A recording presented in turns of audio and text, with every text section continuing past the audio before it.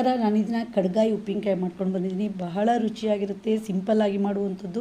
ಒಂದು ಸರಿ ತಿಂದರೆ ಮತ್ತೆ ತಿನ್ನಬೇಕು ಅನಿಸುತ್ತೆ. ಅನ್ನಕ್ಕೆ ಕಲ್ಸ್ಕೊಬೋದು, ಮೊಸರನ್ನ, ರೊಟ್ಟಿ, ದೋಸೆ, ಚಪಾತಿ ಎಲ್ಲದಕ್ಕೂ ನಂಚ್ಕೊಳ್ಳೋಕ್ಕೆ ತುಂಬ ಟೇಸ್ಟು. ಬನ್ನಿ ಈಗ ಇದರ ವೀಡಿಯೋನ ನೋಡ್ತಾ ಹೋಗೋಣ.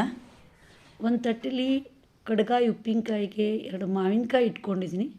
ಇದನ್ನು ಮಾರ್ಕೆಟಿಂದ ತಂದಮೇಲೆ ನೀರಲ್ಲಿ ತೊಳಿಬೇಕು, ನಂತರ ಕಾಟನ್ ಬಟ್ಟೆಯಲ್ಲಿ ಒರೆಸ್ಬೇಕು. ನೀರಿನ ಪಸೆ ಸ್ವಲ್ಪನೂ ಇರಬಾರ್ದು. ಹಾಗೇನಾದ್ರು ಇದ್ದರೆ ಉಪ್ಪಿನಕಾಯಿ ಹೆಚ್ಚು ದಿನ ಇಡೋಕ್ಕೆ ಬರೋಲ್ಲ. ಈಗ ಕತ್ತಿ ಇಟ್ಕೊಂಡಿದ್ದೀನಿ, ಮಾವಿನಕಾಯಿನ ಹೆಚ್ಚೋಣ. ಸ್ವಲ್ಪ ಕೆತ್ತೆ ಗೊರಟು ಹತ್ತಿರ ಬರೋ ಹಾಗೆ ದಪ್ಪವಾಗಿ ತೆಗಿಬೇಕು. ಹಾಗೆ ಮಾವಿನಕಾಯಿಲಿ ಸ್ವಲ್ಪ ಏನಾದರೂ ಹಾಳಾಗಿದ್ದು ಬಂದರೆ ಅದನ್ನು ತೆಗೆದು ಹಾಕಿಬಿಟ್ರೆ ಸರಿ.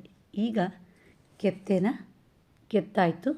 ಈಗ ಈ ಉಪ್ಪಿನಕಾಯಿಗೆ ಹೋಳುಗಳನ್ನು ಸ್ವಲ್ಪ ದೊಡ್ಡದಾಗಿ ಇಡ್ತಾ ಹೋಗೋಣ. ಕಡ್ಗಾಯಿಗೆ ಅಂತಲೇ ಮಾರ್ಕೆಟಲ್ಲಿ ಮಾವಿನಕಾಯಿ ಸಿಗುತ್ತೆ, ಸಾಮಾನ್ಯವಾಗಿ ಏಪ್ರಿಲು ಮತ್ತು ಮೇ ತಿಂಗಳಲ್ಲಿ. ಅದನ್ನೇ ತಗೊಂಬಂದು ನಾವು ಉಪ್ಪಿನಕಾಯಿ ಹಾಕಬೇಕು. ಬೇರೆ ಇನ್ಯಾವುದೇ ಮಾವಿನಕಾಯಿ ತಂದರೂ ಸಹಿತ ಉಪ್ಪಿನಕಾಯಿ ಕೊಳ್ತೋಗ್ಬಿಡುತ್ತೆ, ಬರಲ್ಲ. ಈಗ ಮಾವಿನಕಾಯಿ ಗೊರಟು ಹತ್ರ ಇರೋ ಕೆತ್ತೆನ ಹೀಗೆ ಕೆತ್ತಾ ಹೋಗೋಣ. ಇದನ್ನು ಸಹಿತ ಉಪ್ಪಿನಕಾಯಿಗೆ ಸೇರಿಸ್ಬೋದು. ಇಲ್ಲ ಅಂದರೆ ಈ ಕೆತ್ತೆಯಿಂದ ರುಚಿಯಾದ ಮಾವಿನಕಾಯಿ ಚಟ್ನಿ ಮಾಡ್ಬೋದು, ಅದು ವರ್ಷಗಟ್ಟಲೆ ಇಡೋಕ್ಕೆ ಬರುತ್ತೆ. ಈ ಕಡ್ಗಾಯಿ ಉಪ್ಪಿನಕಾಯಿನ 1 ವರ್ಷದವರೆಗೆ ಇಟ್ಟರೂ ಸಹಿತ ಹೋಳುಗಳು ಸ್ವಲ್ಪನೂ ಮೆತ್ತಗಾಗಲ್ಲ, ಬಹಳ ರುಚಿಯಾಗಿ ಇರುತ್ತೆ. ಈಗ ಹೆಚ್ಚಿದ ಮೇಲೆ ಮಾವಿನಕಾಯಿ ಹೋಳುಗಳನ್ನು ಅಳತೆ ಮಾಡೋಣ. 2 ಬೌಲಷ್ಟಿದೆ. ಇದಕ್ಕೆ ಉಪ್ಪನ್ನು ಅಷ್ಟೇ ಸಮ ಪ್ರಮಾಣದಲ್ಲಿ ಹಾಕಬೇಕು. ಹೆಚ್ಚು ಆಗಬಾರ್ದು, ಕಡಿಮೆನೂ ಆಗಬಾರ್ದು. ಒಲೆ ಮೇಲೆ ಬಾಣಲೆ ಇಟ್ಕೊಂಡಿದ್ದೀನಿ. ಈ ಮಾವಿನಕಾಯಿ ಹೋಳುಗಳ ಅಳತೆಗೆ 1/4 ಬೌಲಷ್ಟು ಪುಡಿ ಉಪ್ಪನ್ನು ಹಾಕಿ ಸಣ್ಣ ಉರಿಲಿ ಹುರಿತಾ ಹೋಗಬೇಕು, ಅಂದರೆ ಕಟ್ಟಿಗೆ ಬಿಸಿ ಆಗಬೇಕು. ಈಗ ಉಪ್ಪು ಹುರಿದಾಯಿತು. ಹಾಗೆ ಗ್ಯಾಸ್ ಆಫ್ ಮಾಡೋಣ. ಉಪ್ಪು ಕಂಪ್ಲೀಟಾಗಿ ತಣ್ಣಗಾಗಬೇಕು. ಈಗ ಉಪ್ಪಿನಕಾಯಿಗೆ ಮಸಾಲೆ ರೆಡಿ ಮಾಡೋಣ. ಒಲೆ ಮೇಲೆ ಬಾಣಲೆ ಇಟ್ಕೊಂಡಿದ್ದೀನಿ. 1/2 ಸ್ಪೂನಷ್ಟು ಮೆಂತ್ಯ ಹಾಕೋಣ. ಹಾಗೆ 3/4 ಸ್ಪೂನಷ್ಟು ಜೀರಿಗೆನ ಹಾಕೋಣ. ಈಗ 1/4 ಸ್ಪೂನಷ್ಟು ಹಿಂಗೆ ಹಾಕೋಣ. ಹಾಗೆ ಉಪ್ಪಿನಕಾಯಿಗೆ ತುಂಬ ರುಚಿ ಕೊಡೋದು ಜೀರಿಗೆ ಮೆಣಸು ಅಥವಾ ಸೂಜಿ ಮೆಣಸು. ಇದು ಮಾರ್ಕೆಟಲ್ಲಿ ಸಾಮಾನ್ಯವಾಗಿ ಎಲ್ಲ ಕಡೆ ಸಿಗುತ್ತೆ. ಇದನ್ನು ತಂದು ಒಣಗಿಸಿ ಡಬ್ಬಿಗೆ ಹಾಕಿಟ್ರೆ ವರ್ಷಗಟ್ಟಲೆನೂ ಬರುತ್ತೆ. ಹಾಗೆ ಅಡುಗೆಗೆ ಸಹಿತ ಉಪಯೋಗಿಸ್ಬೋದು.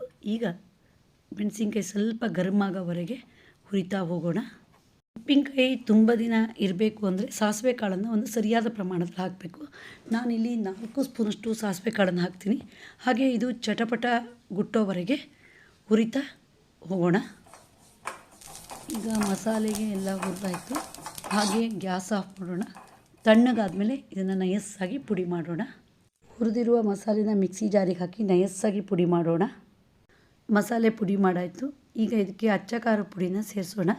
ಮಾರ್ಕೆಟಿಂದ ಒಣಮೆಣಸಿನ್ಕಾಯಿ ತಂದು ಅದನ್ನು ತೊಳೆದು ಒಣಗಿಸಿ ಮಿಲ್ಲಲ್ಲಿ ಹಿಟ್ಟು ಮಾಡಿಸಿ ಬಾಕ್ಸಿಗೆ ಹಾಕಿ ಫ್ರಿಜ್ಜಲ್ಲಿ ಇಟ್ಟರೆ 1 ವರ್ಷದವರೆಗೂ ಇದ್ರ ಬಣ್ಣ ಮತ್ತು ಪರಿಮಳದಲ್ಲಿ ವ್ಯತ್ಯಾಸನೇ ಆಗೋಲ್ಲ. ಹಾಗೆ ಟೇಸ್ಟು ಸಹಿತ ತುಂಬ ಜಾಸ್ತಿ. 4 ಸ್ಪೂನಷ್ಟು ಮೆಣಸಿನ ಪುಡಿ ಹಾಕೋಣ. ಅಗಲವಾದ ಒಂದು ಬೌಲ್ ತೊಗೊಂಡಿದ್ದೀನಿ. ಅದಕ್ಕೆ ಹೆಚ್ಚಿರುವ ಮಾವಿನಕಾಯಿ ಹೋಳುಗಳನ್ನ ಹಾಕೋಣ. ಈಗ ಉಪ್ಪು ತಣ್ಣಗಾಗಿದೆ, ಇಲ್ಲಿ ಸೇರಿಸೋಣ. ಒಂದು ಸರಿ ಸೌಟಲ್ಲಿ ಉಪ್ಪು ಮತ್ತು ಮಾವಿನಕಾಯಿ ಹೋಳುಗಳನ್ನು ಚೆನ್ನಾಗಿ ಮಿಕ್ಸ್ ಮಾಡೋಣ. ಈಗ 1 ಸ್ಪೂನು ಸಕ್ಕರೆ, ಹಾಗೆ ಅರಿಶಿನ 1/4 ಸ್ಪೂನು ಹಾಕೋಣ ಬಣ್ಣ ಮತ್ತು ರುಚಿಗೆ. 2 ಸ್ಪೂನು ಹಸಿಯಾದ ಗೋಲ್ಡ್ ವಿನ್ನರ್ ಎಣ್ಣೆನ ಹಾಕೋಣ. ನೀವು ಬೇಕಾದರೆ ಎಳ್ಳೆಣ್ಣೆ ಅಥವಾ ಸನ್ಫ್ಲವರ್ ಆಯಿಲ್ ಯಾವ್ದು ಬೇಕಾದರೂ ಉಪಯೋಗಿಸ್ಬೋದು. ಆದರೆ ಕೊಬ್ಬರಿ ಎಣ್ಣೆ ಬೇಡ, ಕೊಬ್ಬರಿ ಎಣ್ಣೆ ಕಂದ್ರಾಗೋ ಚಾನ್ಸು ಜಾಸ್ತಿ. 1/4 ಸ್ಪೂನಷ್ಟು ಇಂಗನ್ನು ಹಾಕೋಣ. ಈಗ ಸೌಟಲ್ಲಿ ಚೆನ್ನಾಗಿ ಮಿಕ್ಸ್ ಮಾಡೋಣ. ಹಾಗೆ ಉಪ್ಪು ಕರಗಿ ನೀರಾಗಿ ಮಾವಿನಕಾಯಿ ಹೋಳುಗಳು ನೀರನ್ನ ಕುಡಿಬೇಕು. 3 ಗಂಟೆಗಳ ಕಾಲ ಹೀಗೆ ಬಿಡೋಣ. ಒಂದು ಪ್ಲೇಟನ್ನು ಇದ್ರ ಮೇಲೆ ಮುಚ್ಚೋಣ. ಈಗ ಮುಚ್ಚಿದ ಪ್ಲೇಟನ್ನು ತೆಗೆಯೋಣ.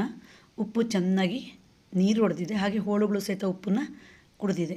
ಈಗ ಪುಡಿ ಮಾಡಿಟ್ಕೊಂಡಿರೋ ಮಸಾಲೆನ ಹಾಕೋಣ.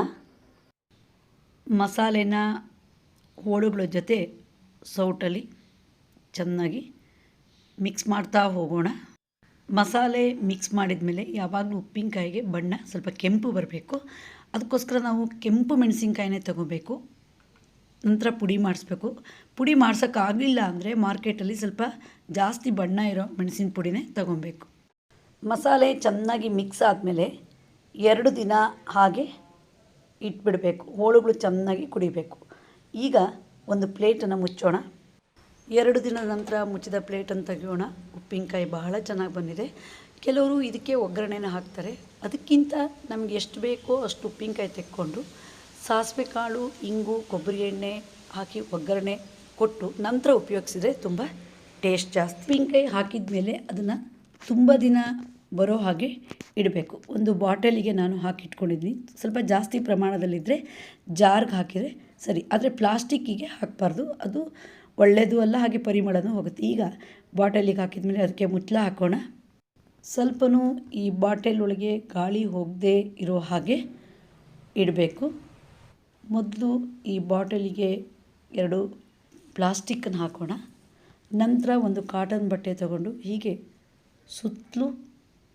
ಸುತ್ತಿ ಕಟ್ಟಿ ಅದನ್ನು ಸ್ವಲ್ಪ ಬೆಚ್ಚಗಿರೋ ಜಾಗದಲ್ಲಿ ಇಡಬೇಕು. 1 ತಿಂಗಳು ನಂತರ ಉಪ್ಪಿನಕಾಯಿನ ಉಪಯೋಗಿಸ್ಬೋದು. ಉಪ್ಪಿನಕಾಯಿ ತೆಗಿಬೇಕಾದ್ರೆ ಸೌಟು ಹಾಕಿದರೆ ಅದರಲ್ಲಿ ಸ್ವಲ್ಪ ನೀರಿನ ಅಂಶ ಇರಬಾರ್ದು. ಹಾಗೆ ಬೆಂಕಿಲಿ ಸ್ವಲ್ಪ ಕಾಯಿಸಿ ಉಪ್ಪಿನಕಾಯಿ ತೆಗಿಬೇಕು. ಇದೇ ಹದದಲ್ಲಿ ಉಪ್ಪಿನಕಾಯಿ ಮಾಡಿದರೆ ತುಂಬ ದಿನ ಇಡಕ್ಕೆ ಬರುತ್ತೆ. ಹಾಗೆ ತುಂಬ ರುಚಿನೂ ಜಾಸ್ತಿ. ಯಾವುದೇ ಒಂದು ಪ್ರಿಸರ್ವೇಟಿವ್ ಹಾಕದೆ ವರ್ಷಗಟ್ಟಲೆ ಇಡ್ಬೋದು. ಒಂದು ಸರಿ ಈ ಕಡ್ಗಾಯಿ ತಿಂದರೆ ಮತ್ತೆ ಮತ್ತೆ ಬೇಕು ಅಂತ ಅನಿಸುತ್ತೆ. ನೀವು ಸಹ ಒಮ್ಮೆ ಟ್ರೈ ಮಾಡಿ ರುಚಿಯನ್ನು ಸವಿಯಿರಿ. ನಿಮಗೆ ಈ ವಿಡಿಯೋ ಇಷ್ಟ ಆದರೆ ಲೈಕ್ ಮಾಡಿ, ಶೇರ್ ಮಾಡಿ, ಸಬ್ಸ್ಕ್ರೈಬ್ ಮಾಡಿ. ಧನ್ಯವಾದಗಳು.